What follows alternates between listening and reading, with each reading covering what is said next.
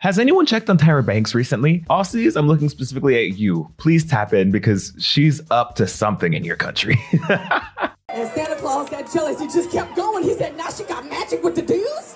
What? And there was an Arctic wall that rose up from the ground and got snow into the sky.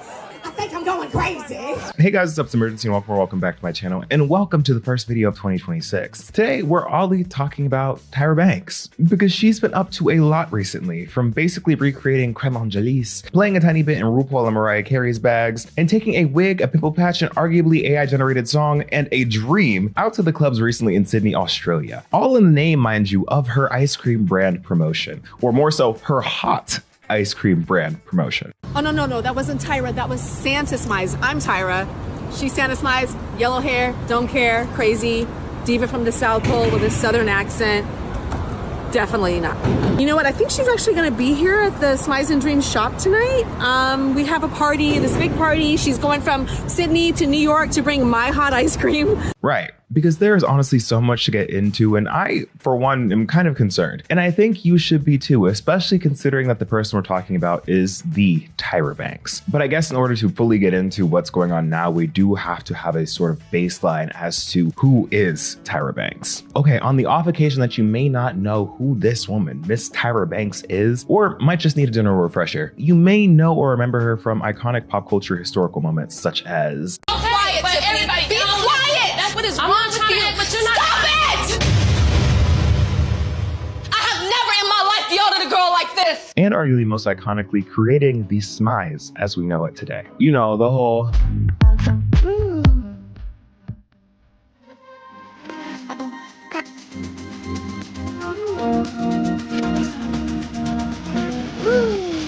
But Tyra got her start as a model at age 15, and makes one of the first and few black models to achieve supermodel status, as well as the black woman to be on the cover of GQ and Sports Illustrated. She was also a Victoria's Secret angel from 1997 to 2005, and regardless of what your opinions may be on Tyra, it is an undeniable fact that she broke a lot of barriers in the industry, and is a legend in her own right. Now, as to if she helped keep those barriers down, that's a conversation for another time. But in 2023, she created what would revolutionize, for better or for worse, reality TV, the public access to the fashion world, and women's views on themselves forever, with that thing being America's Next Top Model, which trust and believe we will be getting back to. And then in 2005, she had her own talk show called The Tyra Show, which again, in its own right, was something for sure. And if they would have let her, she could have gone on to be the next Wendy Williams, with a flair for unsavory social experiments. I just know it. Having built her platform on using your perceived flaws as your strengths, she was the face for empowerment and breaking barriers in the modeling industry. She's even went on talk shows and spoke about her experience being bullied for her looks. You know, the very things that made her very unique and very successful in her career. And she's outwardly celebrated differences and diversity as a strength, but as most do and put in their own version of the Stanford Prison experiment,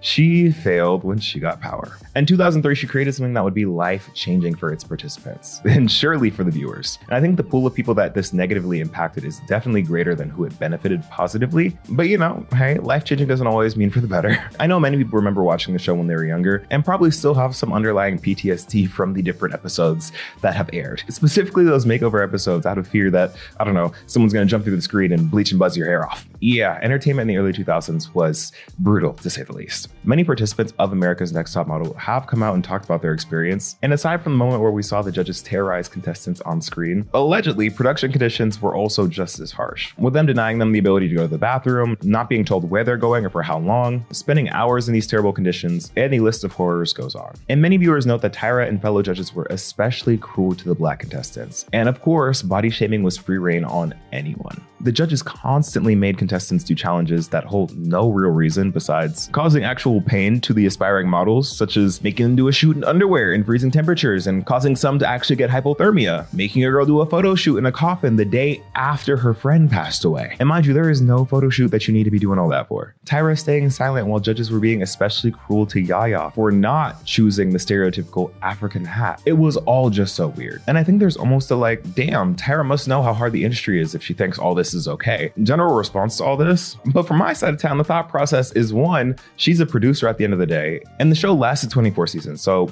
you do the math. Cruelty clearly makes for great TV, and she must have known exactly what she was doing. And two, let's just humor the thought that she wasn't doing this on purpose. And she is solely the victim of the industry herself. It's also a tale as old as time. Victims of systems can sometimes go on to become the perpetrators, my friends. And after all these stories coming from contestants, I think it's fair to say that she at least caused a handful of girls mental and emotional harm unnecessarily. I think at the time, Tyra was lauded for being empowering, for seemingly adding a democratizing element to the modeling industry, where girls from the middle of nowhere could come to Hollywood and potentially win a modeling contract. But plus size models number one, short contestants were eliminated, and there is nary an episode that goes by without racial comments. Those comments either having racial undertones or just being overtly racista. Like, you got girls coming on that show with flat tummies being called too fats. Hello? And it's the same issue that people have with like girl boss feminism. It's not that the industry needed a black woman at the head of it. The industry itself was rotten. Harmful ideologies and standards are still harmful regardless of who's saying it. But of course, everything exists at a time and place. And during this time and place, this was considered progress. And in some cases, it was. Like, no one can argue that it wasn't representation, but like, at what cost? I'm sure many of the contestants have moved on with their lives considering this was many years ago, and some do attribute the start of their successful careers now to this show jumpstarting it. And of course, all this comes to light in the great year of 2020, where people nostalgic and chronically online as ever went back to watch the old seasons of America's Next Top Model. And well, it was enough to spark the hashtag Tyra is over party.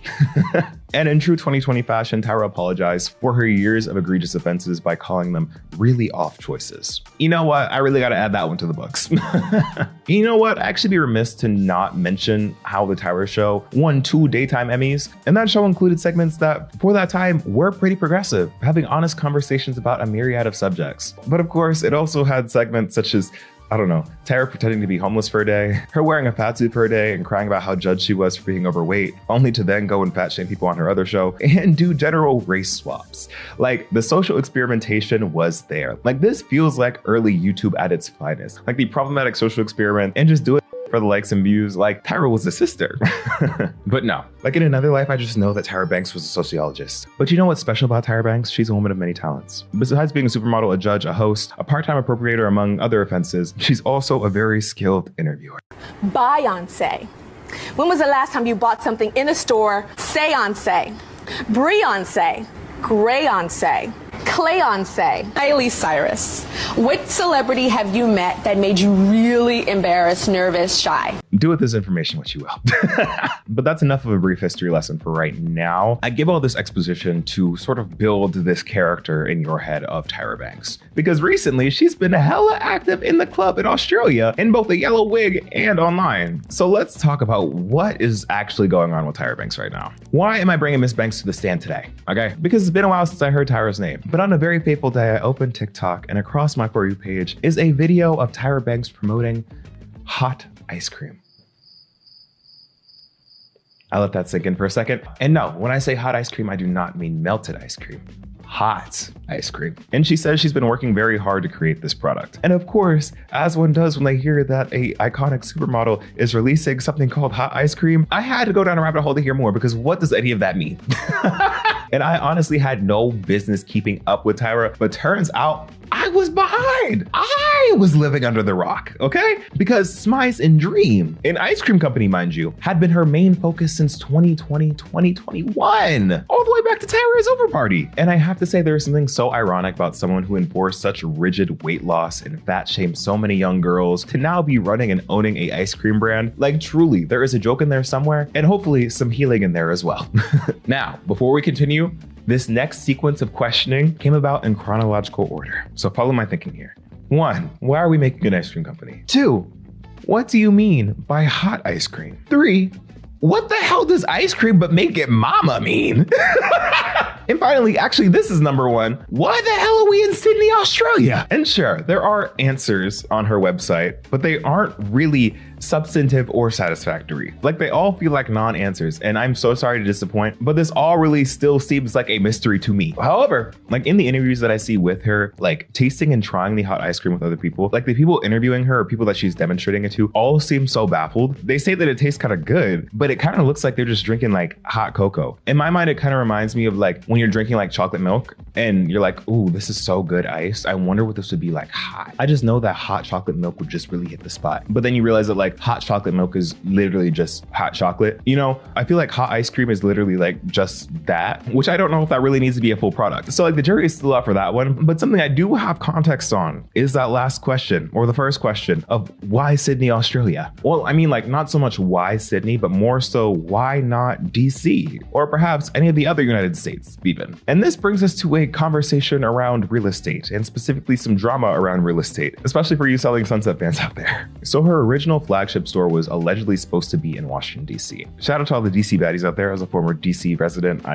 shout out to y'all. And allegedly she and her partner Louis Martin signed a 10-year lease in a commercial building, but then ended up bailing within 2 years. And like signing for a commercial building for a business that you don't know what's going to take off is definitely bold, to say the least. But as a result of this, she's allegedly being sued for breach of contract for $2.8 million, not including attorney fees or interest. So yeah, as of filming this, that is still ongoing. She also cites saying that she loved her time in Australia while she built her Smice Cream empire. Why the factory's out there, no one knows. But she also says that Australia, along with the US and New Zealand, are the top 3 countries that eat ice cream. So it's a good place for that business. But also, like, the big question here is, why venture into the dessert industry at all? The world will truly never know. And I'm sorry, but we must circle back to the hot ice cream of it all, because she is reaching so hard to make this a culinary first, as mentioned on her website, even making the point to say that it is not a latte, not creme angelice. It's a secret third thing. Like, girl, why is low-key giving champurrado? Or like atole vibes. Like, shout out to mi gente latino. She also keeps emphasizing that there is a crazy global demand, and that hot ice cream is just viral, and that the world is so moved by this. And I'm just like, yeah, I guess I am here making a full YouTube video on this, but based on how social traction has been for hot ice cream up until now, it seems like we're more so speaking this into existence. But believe it or not, the story here still continues. Her PR under her hot ice cream page on her website, because yes, it requires a whole page, is just so telling, because it's either an article with a factual statement like Tyra Banks has invented hot ice cream, or like Tyra Banks confuses the internet, which I think both are about accurate. In her own words from the website, people are so confused by the idea of hot ice cream. It's mind-boggling. I get it. But then you taste it and you're like, oh, yes, I get it now. Like, what are we actually talking about? Like, I'm just secondhand stressed out over this. I'm sorry. And one of the big questions out of all this is like, what are people thinking about this? Is this actually good? And according to the court of TikTok opinion, the verdict is in. And honestly, all the reviews that I've seen say that it's pretty good. This whole video is really just like a campaign for me to be a part of the next campaign to be able to try it and maybe have a new rollout for the summer, being like, ice cream but make it dada. Like, all of them low-key compare it to something that Tyra staunchly says it's not, like a hot milkshake or hot chocolate. But still, I guess a good review is a good review. Okay, now everyone cross your fingers that there's going to be an LA pop-up so I can try it in real life. So when I took a sip, I tasted it immediately. The best way I could describe it is like a hot milkshake. Like a milkshake with chocolate chip cookies, but not too much chocolate. It was actually really good and flavorful. I would definitely get it again. They've just started doing hot ice cream. Like, what even is that? It comes in 2 flavors. One is Tyra's favorite, which is a salted caramel. I got the fairy dough flavor because it comes with this little white chocolate fairy dough slice. So yummy. So what exactly is it? It's a hot, thick drink, which is a weird sensation to sip through a straw. But as much as I wanted to hate it, I actually kind of loved it. It's like liquefied. Okay, now the last thing I want to say about the website specifically is that she uses very suspiciously looking AI-like models. And if they're not actually AI, then I'm sorry for being overly weary. But like, also, come on, there's like no way. Like, what happened to the literal models that she gave contracts to? Like, if this is AI, why are we using AI generated models for whatever this campaign is? Now we're getting to the section that I'm personally most excited to talk about, and most confused and concerned about when it comes to this whole conversation around Tyra Banks. And that is what has brought her a lot of attention as of late, which are her interesting marketing tactics, and I guess you could call them brand activations? Tell you what he did. We're about to get to the end of this. You know when Santa Claus tells you that he gonna come down your chimney and he wants you to leave some cookies and cream on that thing for him to eat. Do you know what he doing? Child, he ain't biting that cookie. He ain't sipping that cream. He taking a bowl from your cabinet, from your joinery, y'all call it, and he putting it on the thing. He putting a little bit of cookie, he putting a little bit of that milk, and he mixing it up, and he put it in your freezer, and he trying to make it taste like Santa's pies, and it tastes like Santa's shit. Oh, hot ice cream in here. You're hot because you're 52. I've been chill since birth. Santa Smiles has chill, cool ice cream. At the moment, I'm at a crossroads of like, what came first, the chicken or the egg? Like, was it Santa Smize or that fateful night at the club? Like, was the Santa Smize character arc an attempt to spin the narrative of an alleged fueled performance? Like, truly, who's to say? But like, also, Tyra has always been a bit theatrical. Oh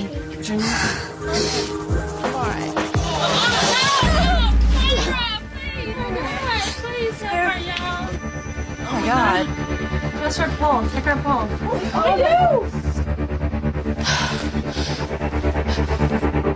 I'm all right.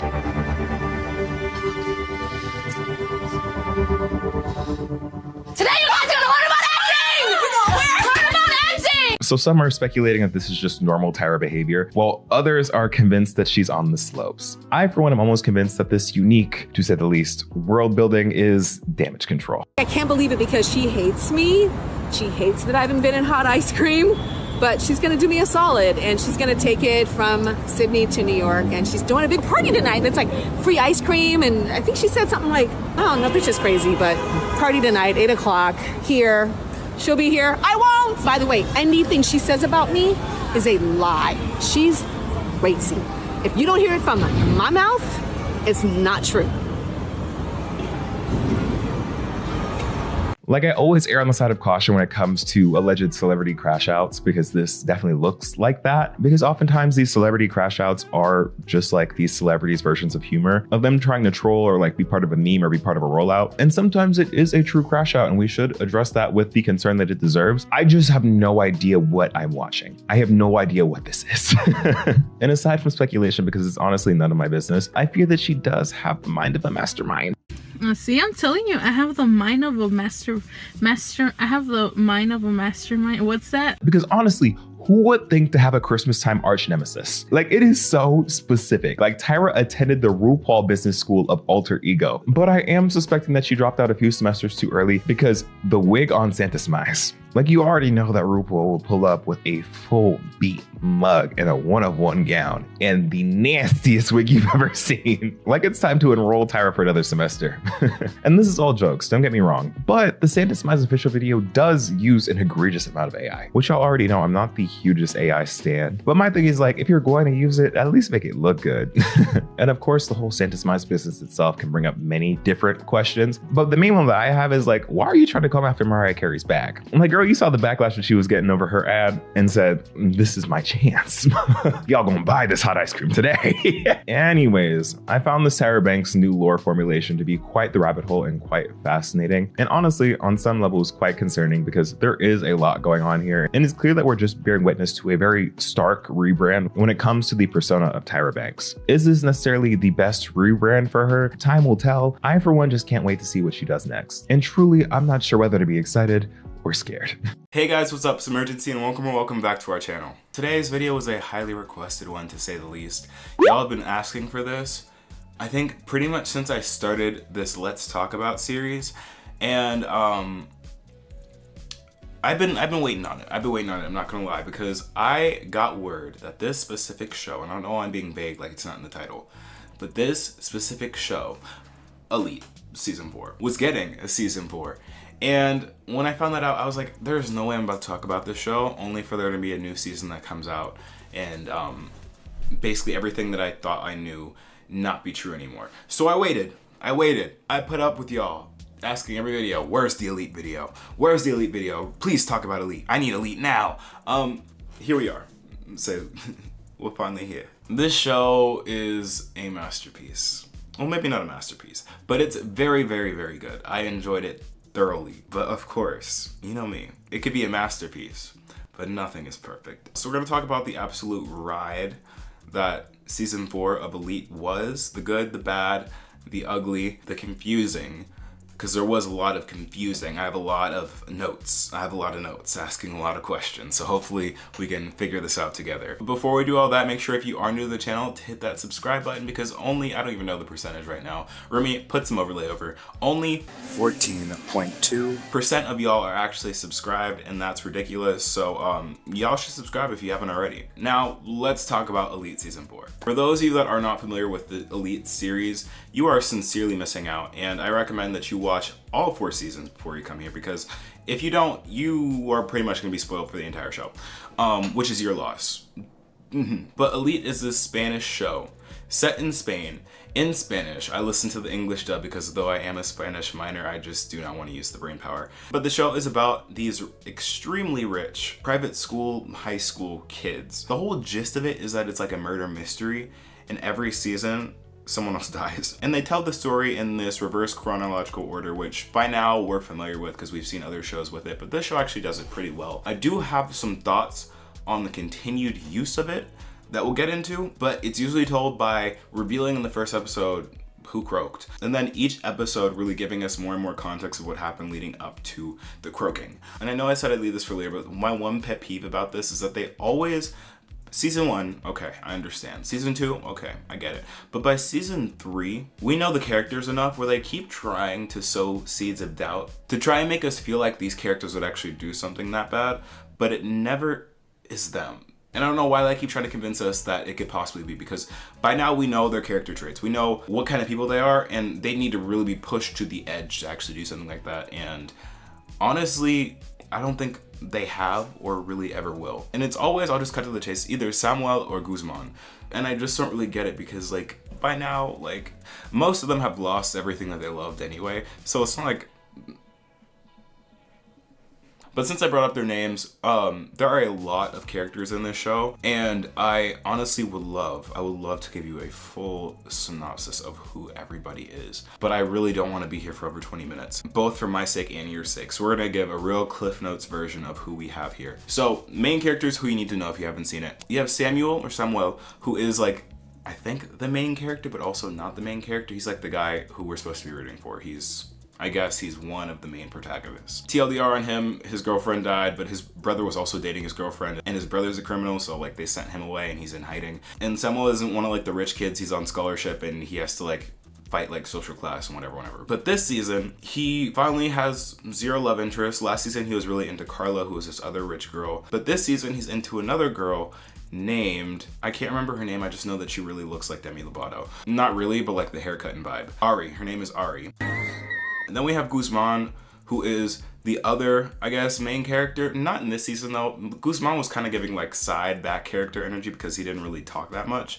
He was mostly just being mad at Samuel. His sister was the one who died in season 1, the one that Samuel was in love with. He fell in love with this hijabi girl named Nadia. Nadia went off to college. Oh yeah, that's also something I need to talk about. I'm sorry, this is so scattered. I promise it'll make sense eventually. Most of these people in this season all should have graduated. Like they should have been gone by now, but they all got in their own sets of circumstances where they're basically super seniors, with the exception of the 4 new characters in the show. There's also Rebe, or Rebecca, who is the daughter of a matriarchal mobster. Basically, her mom is dope as. She also used to date Sam. She's really cool. She's really like edgy. Her fits are always amazing and her makeup's always amazing. But like she really just gives like those badass vibes. Not necessarily this season. This season she's giving very much simp, which I mean, okay, character development, progression, growth, maybe. Definitely really liked her character this season. There's also Omar and Ander, and I'm gonna put them together because they're a couple and alone they don't have too much difference this season, to be honest. Omar is Nadia's older brother and also Ander's boyfriend. I can't tell whether I like them as a couple or if they're just like inherently toxic for each other but won't let each other go. I am always in flux every single season about which is which. But generally every season, this one included, there's like a turmoil in their relationship and they end up breaking up and getting back together and breaking up and getting back together, which gives some great drama, but is also kind of like tiring after a certain point because like how many times are you really gonna, you know, try and respin the old wheel? But they're cute, love that for them. I think the final returning character is Cayetana, and Cayetana, oof, I hated Cayetana. I hated Cayetana for the longest time just because she used to support a character I did not like in the past seasons before he croaked. But Cayetana, when she was first introduced, was the janitor's daughter at this rich school, and she'd pretend to be like one of like the rich kids, and then she got exposed for being the janitor's daughter. Basically, she's the only one that actually got out of high school but is trapped in high school because she got hired as the janitor. So she's kind of like the eyes and ears for the group. And that's like the recurring cast that have been with us throughout the previous seasons. And then they add 4 new characters, and these 4 characters really do spice it up. Like usually I don't like when they introduce new characters just because it usually gives like, oh, they're like one season and done. But these 4 really just impacted the story. They sent the whole thing for a spin. I don't think I talked about season 4's plot enough specifically because it describes why they're there. The old principal, who was Anders' mom, got removed because after like 3 people dying, like you probably shouldn't be president at the school where you let that happen. But she gets replaced by this new principal who's a lot stricter and comes with 3 kids. One of them being Patrick, who is played by the Manurios. Beautiful man, need I say more? He has like daddy issues, to be honest, because like he doesn't like not being in control because he got into a car accident and that took away all his control. So now he's like, I'm gonna control everything. So he tries to mess up and homewreck Ander and Omar's relationship, and they are like a throuple for like a hot second, and then things just get messy and they just kind of switch off with each other, which we'll talk about, very messy. But then with Patrick, there's his twin, Ari, but gives Demi Lovato vibes, circa yogurt shop fiasco. To all the elite stands out there, I feel like the introduction of Ari and her character was a direct result of like the elite screenwriters or writers in general knowing that we needed a replacement for Lou and her energy, because they are actually very similar. I feel like they get along pretty well. Maybe not because they're both the same or similar way, but like that just really like privileged, snarky, snooty, like is really snaky to everyone but is like really damaged underneath. And that's just who she is. She's really judgmental. She has like a drinking problem where like she switches into her alter ego after she gets a sip of wine. But yeah, she generally just takes like 1 sip of wine and then automatically just wants to be with everybody. I mean, like, go off, do you, but also like don't judge people for doing the same or less, you know? Then there's the younger sister, Mencia, who this season is a whole mess, just a general mess, all throughout mess. She's like seen as like the problem child because she was involved in a lot of their family's drama and trauma. But basically she ends up getting kicked out of her house and ultimately becomes a, how can I say this without being demonetized? A nighttime worker, if you get my vibes. And oh yeah, Mencia and Lureba end up getting into a relationship and they are cute but toxic. But yeah, that's them. And then the final character, I know I said this would be quick, but this actually ended up taking a lot more time than I thought. The final character is Prince Man. What's his name? Philippe. I hate Philippe. All the homies hate Philippe. He is a prince who has a shady past of being a SAer. Awful human. He ends up getting with Cayetana because she's trying to social climb and become a designer, and he's like a fashion prince, whatever. He basically does end up, you knowing Cayetana, which is awful, and I hope he gets what's coming to him next season. But yeah, those are all the characters. While they're all so different, they are all so good. And there's just so much, well, not racial diversity, because they did get rid of most, if not all of their diversity last season. But you know, it's a rich part of Spain. They just all have such unique personalities and jump off of each other so well that make things just so much more dramatic, spicy, and juicy. Like, it really just is like a giant modern day soap opera. And I love it. I really do love it for that. And I just really want to harp on the new characters just for a second, just because I said this before. They did such a good job. Like, their characters were so good. Like, I've never had a character that was introduced in just 1 season that made me love them, hate them, love them, and hate them again. Like, it was just such a volatile relationship between them and me because, yes, we're like friends. Like, I was able to have like such a complex emotional roller coaster with them, which I don't feel like could happen or hasn't happened with a lot of other shows or even past seasons. And I guess I can't make a commentary on Elite without actually mentioning how hot all the characters are, like every last one of them. Yeah, the casting director knew what they were doing, respectfully. Another nice thing, since we're getting into the good, another nice thing was that while they didn't have diversity, they had inclusion. Like, having Rebe be bi was a really nice touch, like having her like navigate that too, and then like her mom finding out and just being like cool with it. Not with who she was with, but the fact that she was really dope. Just because like they didn't have to go there, but it was nice that they did, you know? I think this season was like my favorite out of all of them because I was just generally so excited and so enticed, captured, and raptured. Not the rapture. I was just so interested continuously this season that I really can't complain in that department. But I will complain in other departments. The first thing that I want to talk about that not that I didn't like, but are just like kind of things, you know? We've been here before. We've had this conversation before about like the trope of love triangles. I feel like every drama has it. I think the show just in general, not even specifically this season, is just love triangles galore.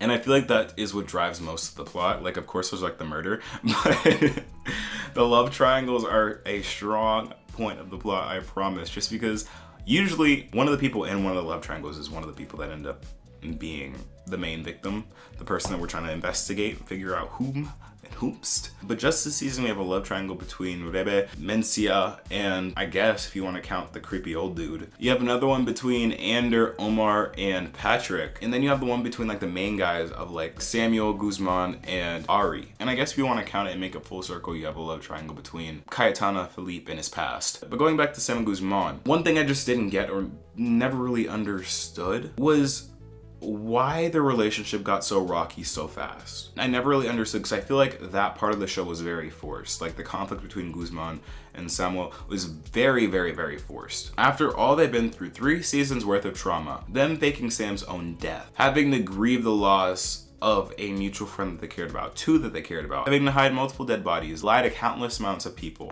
basically having to be like the closest that you can really be to someone and share like the most secrets with someone just for a girl with a bob to mess it all up. Like I don't understand why that made the relationship so volatile. Like after all they went through, why was that the one thing that messed up the relationship? I'm not saying that Ari is bad or awful or anything. I'm just saying, like, after all they've been through and all the things that could have broken their friendship, why was this the one thing that stirred the pot? Like, it didn't make sense. Like, maybe season 1 that would have been okay, but we're 4 seasons in. It just doesn't make sense why that's a big deal.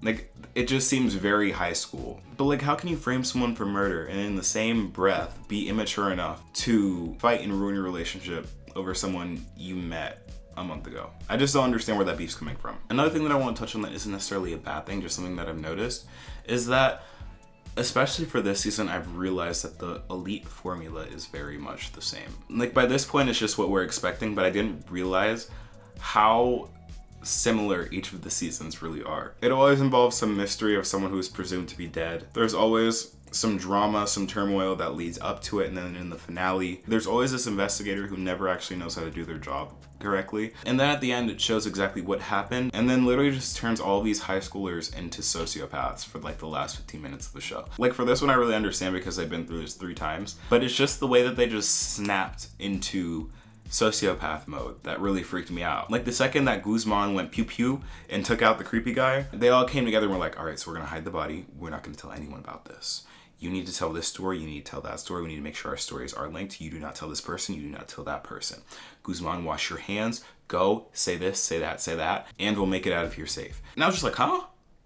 What? They've done this like multiple seasons, but this was the one that I was really just like, damn. Y'all are crazy. Do not mess with the elite kids because they will get rid of you and get rid of you fast. Make sure you're never found again. I know we just talked about characters, but I really just want to jump back and really dive into a certain sect of characters, like a certain few that I feel like really carried this season. For one, I feel like Mencia's story was one of like the more interesting ones this season. Like the whole love triangle between like the main boys and Ari really wasn't that interesting. Like it was kind of stale. But Mencia's story was actually very interesting and actually really traumatic when you think about it. Because mind you, this whole time she's like 16, 17 going through all of this. Like almost going through something extremely, extremely traumatic twice. But for one of them, luckily Rebecca was able to save her. But just seeing like her character and seeing how far someone can go after they feel absolutely rejected and feel not welcomed was crazy. And I'm just so glad that she had someone like David there with her to just keep it, like hold her down and make sure that things never went too far. Well, they did go too far, but at least everyone made it out alive.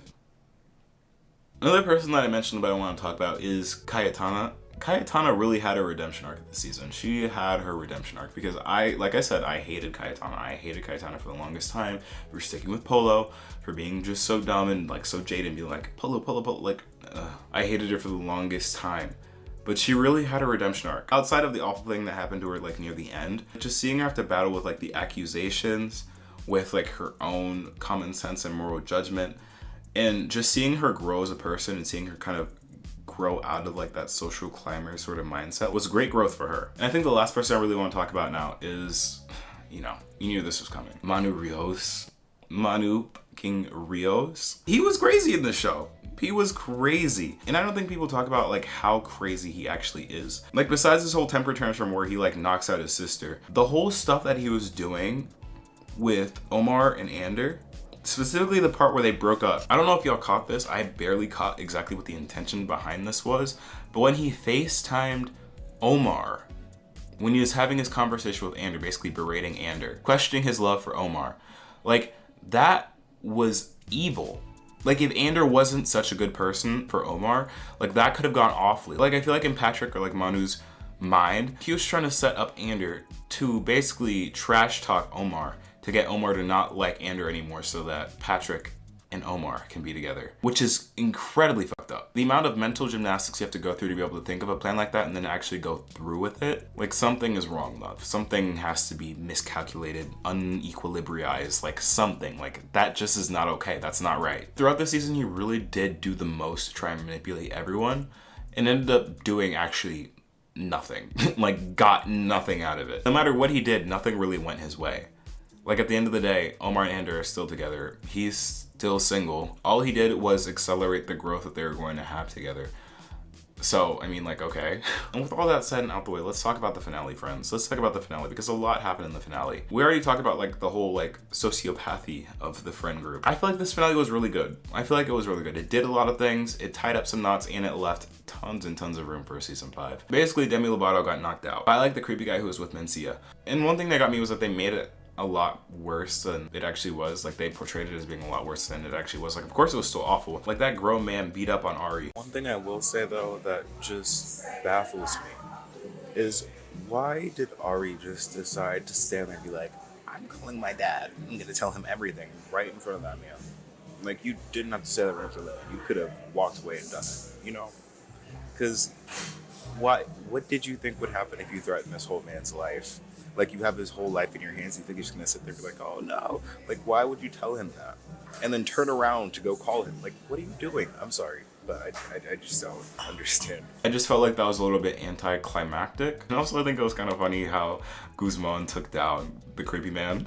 Like, he brings out this firecracker shooter out of nowhere. And he's like, you like see him like load it up and he's like, hey, and the guy turns around and stops. He like stops and turns around and he's like, yeah. Like, after he just beat up someone and is running for his life, he like stops to turn around and be like, huh? And then the firework goes in his back and he croaks. It was just like the way that they shot it and the way that it was just orchestrated that was kind of funny to me. And then the very last bit of the finale where the main group sends off Ander and Guzman to go on their hiking trip or their exploration trip because Guzman's trying to basically avoid police and Ander is trying to live his best life while he can. I feel like that was good. That was like a nice sentimental piece to like wrap up the season. I just don't really get why Guzman was trying to avoid the feds. They previously established that Ari's dad can basically get anything done with a phone call. So if Guzman came clean to Ari and her dad, he could have scrubbed all the records and probably would have scrubbed all the records because he would be happy that Guzman did that just because of the stuff they did with Mencia and now Ari. And Guzman could have just stayed and just like finished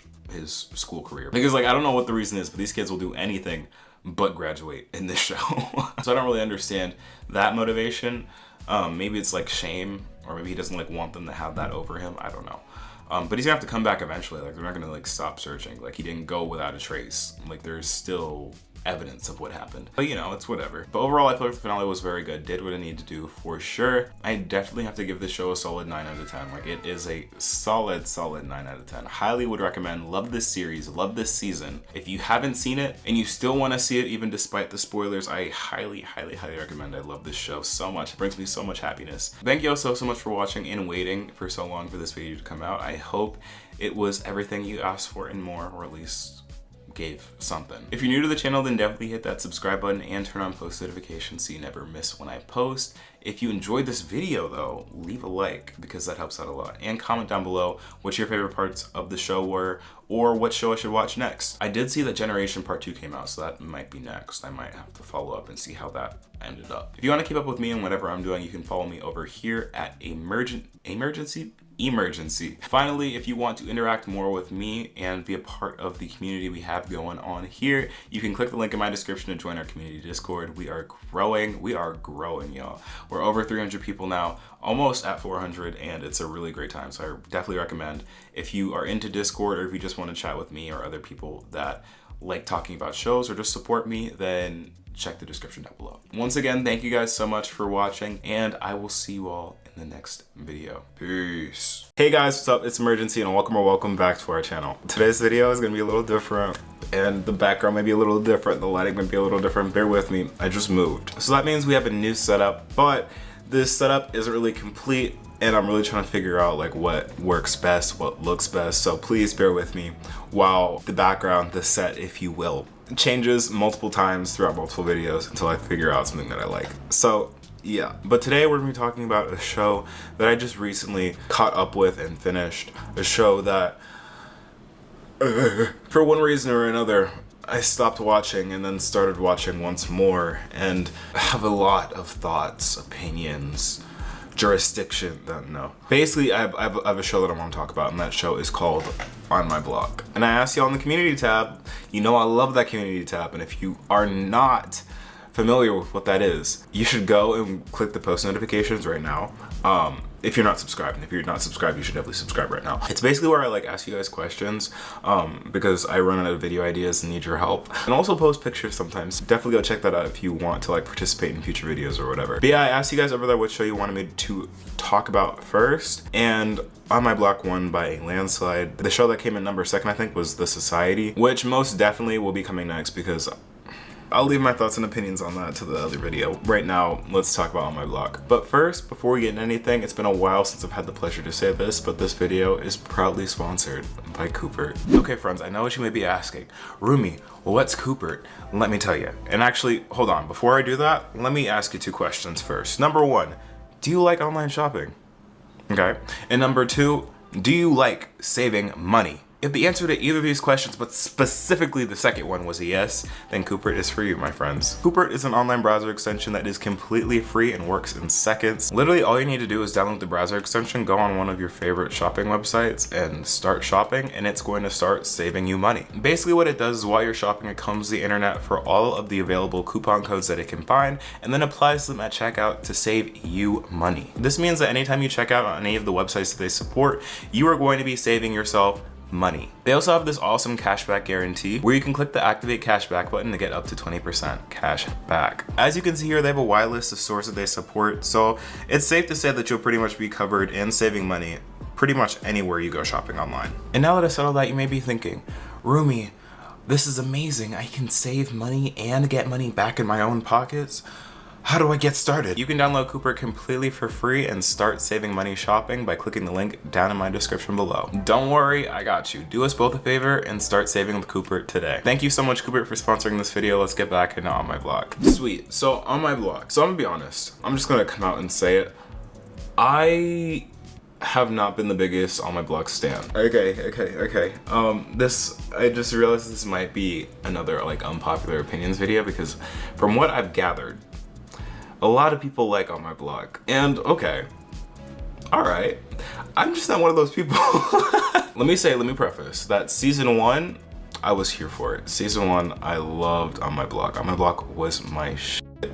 However, season 2 rolled around, and eventually season 3 rolled around, and with each season, my love for the show sort of depreciated, dwindled, went into the gutter. So I found myself at a real crossroads when you're all like, talk about On My Block, review On My Block, please, On My Block content, I need it. Simply because I had already seen most of the show except season 3. When I went to pick it up, I realized that I had actually seen like a couple episodes in season 3, but for some reason I just didn't finish it. So I went ahead and rewatched the whole season, and I remembered why. For those of you that aren't familiar with On My Block, or it's been a while since you've last seen it, On My Block revolves around these 4, sometimes 5, high schoolers in California who are all brought together basically because they got themselves caught up in a related scandal. In like season 1, the characters really just vibing and trying to figure out like where this rumored roller world money is, which is basically like the sum of old money that these shady individuals happen to bury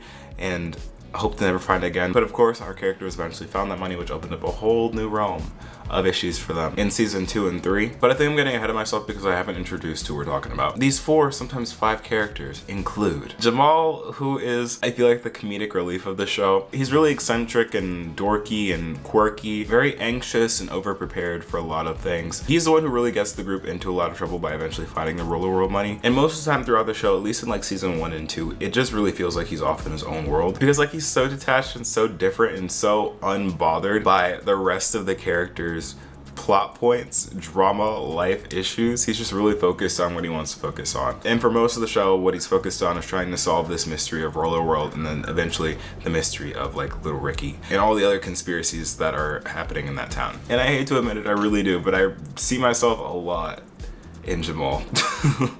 And it's not just because we're black. The next character in the group is Monse, and Monse has a hate train for her. At least she did for season 1 and 2. She had the biggest hate train because she is known as the most annoying character in the show.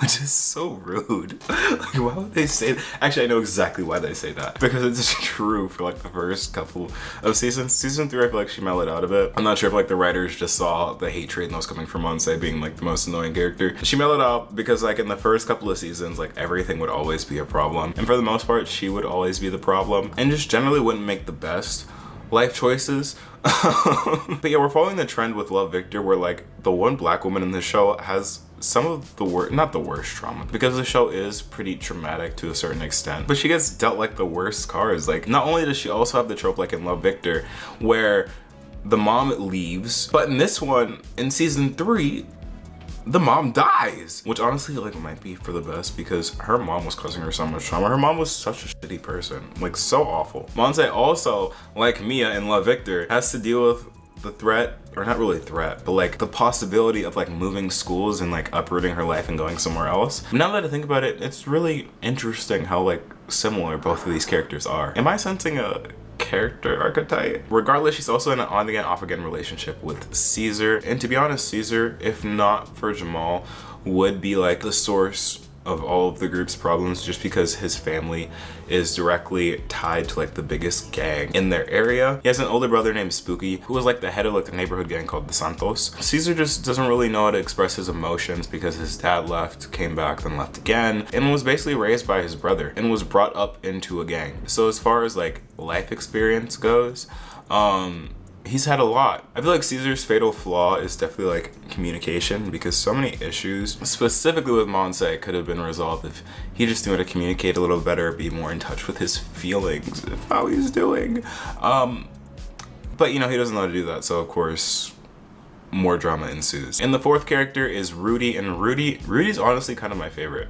He's honestly my favorite character just because he is like also a comedic relief, but he also has these like random moments where he like calls out every character in the show and makes valid points, but also has the tendency to also be like a creep. Rudy also has a traumatic story because like in season 1, like the one girl that he really loved got shot and killed, and he also got shot in the process, and all that was because of Caesar. So that's always a fun bonding experience between friends. We also get a really deep look into Rudy's family because his house generally serves as like home base for like the group. So like of course we know a lot about his family. We know about the difficulties between his parents' marriage, as well as, honestly, I know I said I liked Rudy the most, but like the best character on the show, Abuelita, who is Rudy's grandma. She's just like the funniest of the show. Like she has no reason being that funny. She just pops in, says her thing, and keeps it pushing. But recently in season 3, the 5th character that I've been alluding to has become a more prominent role, and that is Jasmine. Jasmine is like that one kid in high school that was like super obnoxious and super loud, had a really big personality, but lacked outward self-awareness. They would always be like ones that would be super loud at 7 a.m, always try and be somebody's friend, but would never like get the hint. You feel me? And that is like the embodiment of Jasmine. We find out later, like once we get to know our character, that she is actually very self-aware and knows what she's doing, and continues with that brand just for the sake of like remaining true to herself and her character, which I can respect. Definitely like the first couple of seasons, I definitely wasn't the biggest fan of Jasmine just because I found her character kind of annoying, just because I feel like the main 4 would be doing something so interesting, then Jasmine would just come along and just kind of derail the plot. And for a plot that's already kind of like slow moving, I just would get annoyed whenever she'd like slow it down some more by whatever she had to say. But in season 3, there's like a little woo, because Rudy and Jasmine start kicking things off. Hold on, pause. We need a moment of appreciation for Jasmine because she really played the long game. No Ariana, but she saw it, she liked it, she wanted it, and she got it. Maybe not in the span of like a season, but over the span of 3 seasons, after chasing Rudy for 2 of them, maybe 2.5, Jasmine and Rudy actually got together. And I love that for them. I really do. But those are like the main characters that you need to know to understand what I'm talking about. Next, we're gonna kind of get into like I really didn't want it to be like an unpopular opinions video, but I feel like y'all love this show. I feel like most people love this show. I just don't. I know I normally go like things I like, things I don't like. We're going off the rails today. I don't know what it is. I said it before, but season 1 was the best season in my opinion. And I think that's because it felt like there were more stakes. I know that things got a lot more intense in season 2 and season 3, but it felt forced. A lot of it felt forced. And what I mean by forced is that, like, in season 1, the plot seemed more organic. Like, of course that would happen. But like in season 2 and in season 2 and 3, a lot of the plot seemed like manufactured because like they kind of did it to themselves just by their own actions. It doesn't seem as like authentic and I guess genuine, if that makes sense. It probably doesn't, but that's just what I think. So. And I really just didn't know what it was because at the end of season 1 there was such a great cliffhanger of just figuring out whether Rudy was going to die or not.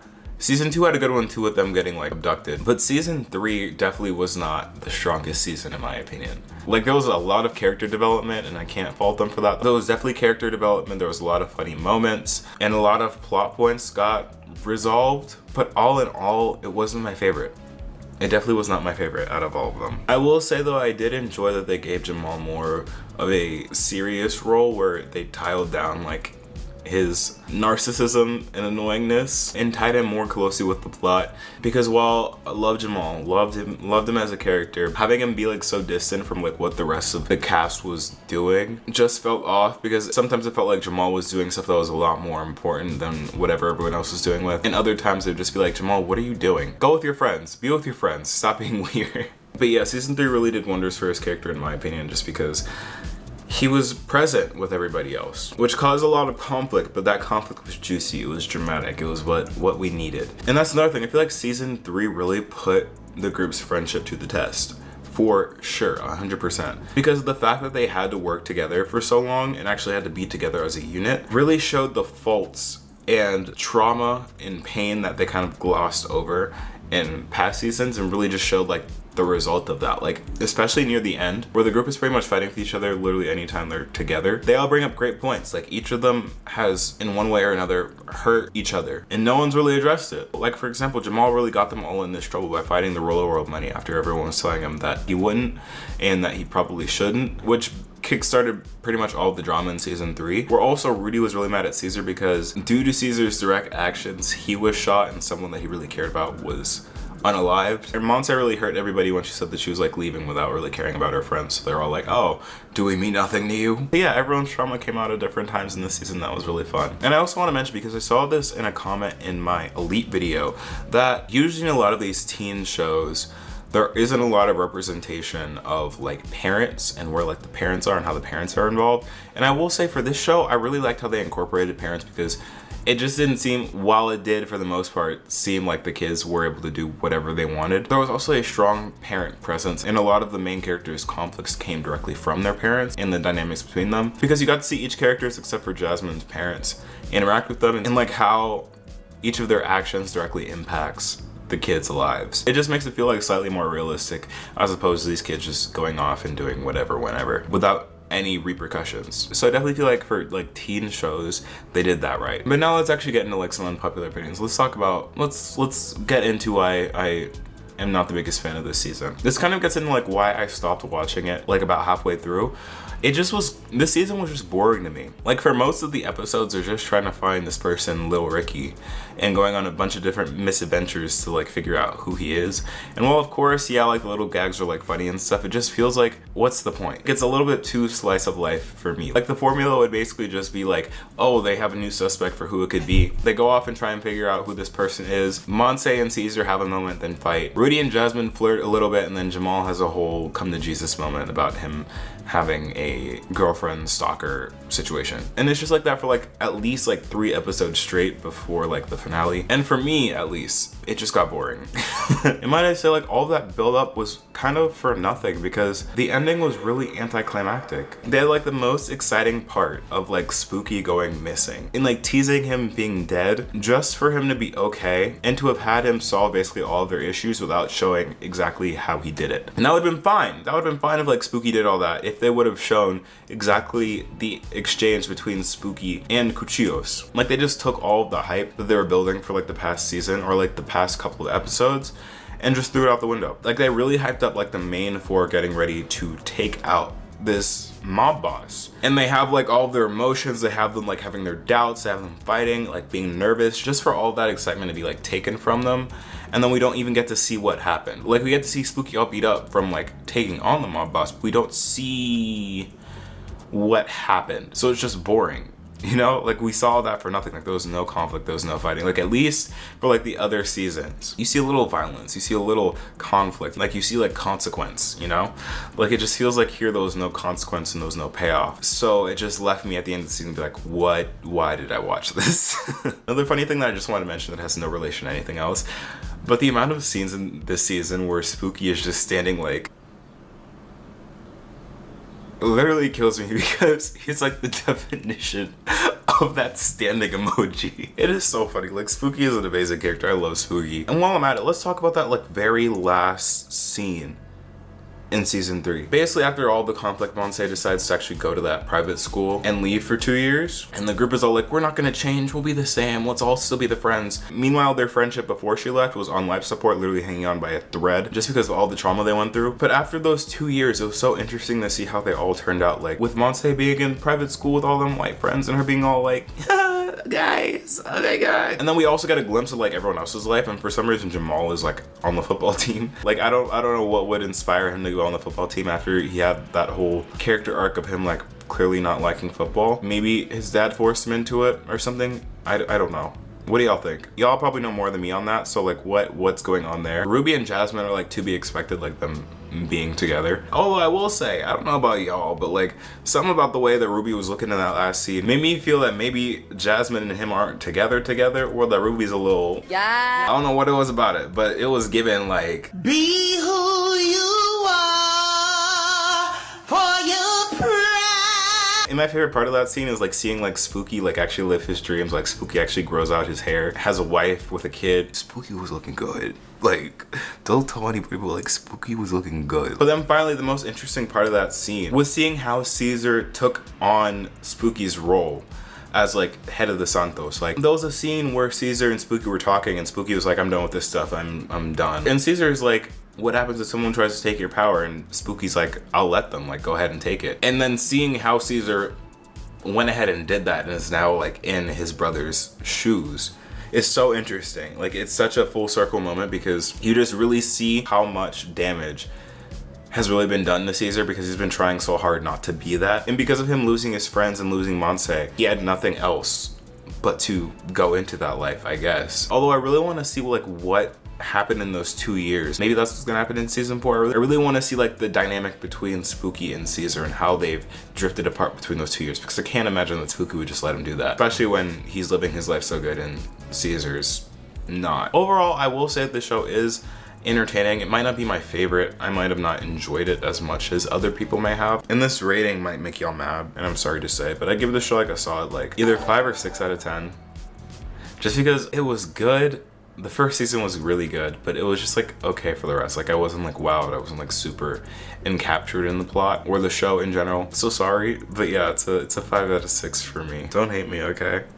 But yeah, that's all I gotta say about On My Block. Thank you so much for watching. If you're new to the channel, then hit that subscribe button and turn on post notifications so you never miss when I post. If you enjoyed the video, don't forget to leave a like, because that helps out a bunch, and comment down below what you thought about On My Block and other shows I should be watching in general. You can follow me on all my socials here at imergency, and click the link in my description to join the community Discord. Next up is the Society, and I am so excited to get into that. But once again, thank you guys so much for watching. Thank you, Cooper, for sponsoring this video, and I will see you all in the next one. Peace.